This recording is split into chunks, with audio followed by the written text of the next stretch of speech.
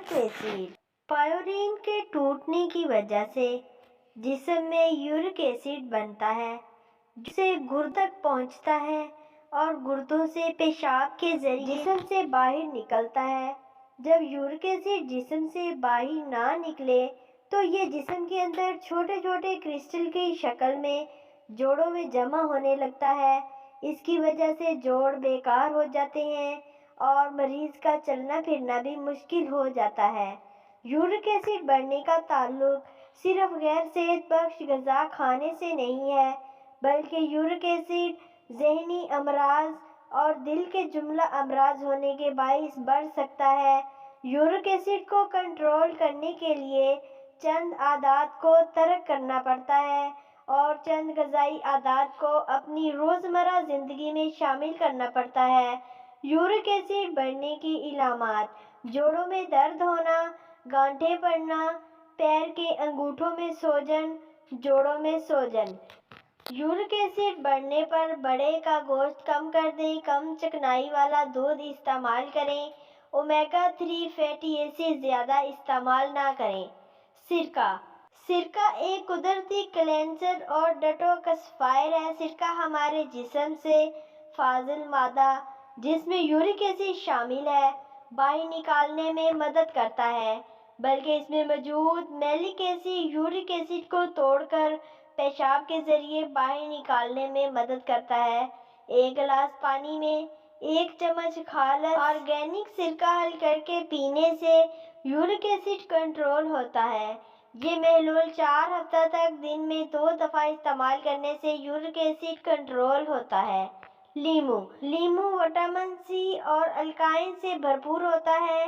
लीमू का अर्क बज़ाहिर तेज़ाबी खसूसियात रखता है, लेकिन इसमें मौजूद विटामिन सी यूरिक एसिड को फौरी कंट्रोल करता है। 1 गिलास नीम गर्म पानी में आधा लीमू निचोड़ कर पीने से यूरिक एसिड कंट्रोल होता है। इस महलूल में हस्बे जायका शहद या चीनी भी मिलाई जा सकती है। इस महलूल को सुबह नहार 4 हफ्ता तक पीने से जल्द फ़ायदा होता है।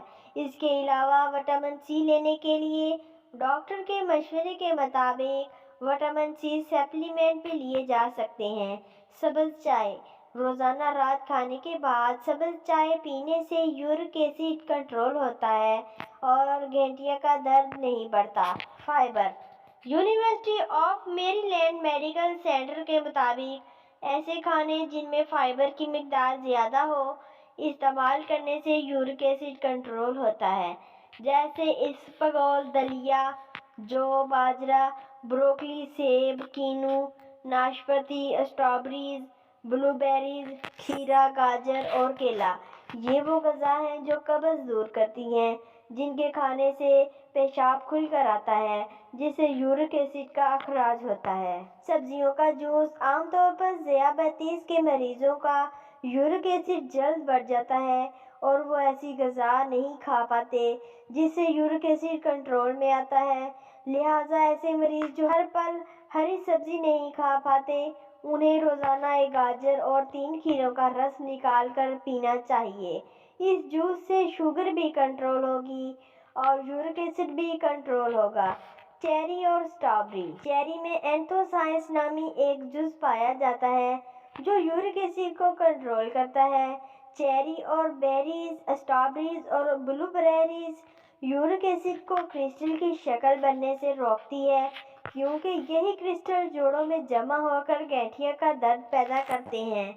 बेकिंग सोडा, जिसे हाई कार्बोनेट ऑफ सोडा भी कहा जाता है, यूरिक एसिड को कम करने और जोड़ों का दर्द कम करने में इंतहाई मुफीद होता है।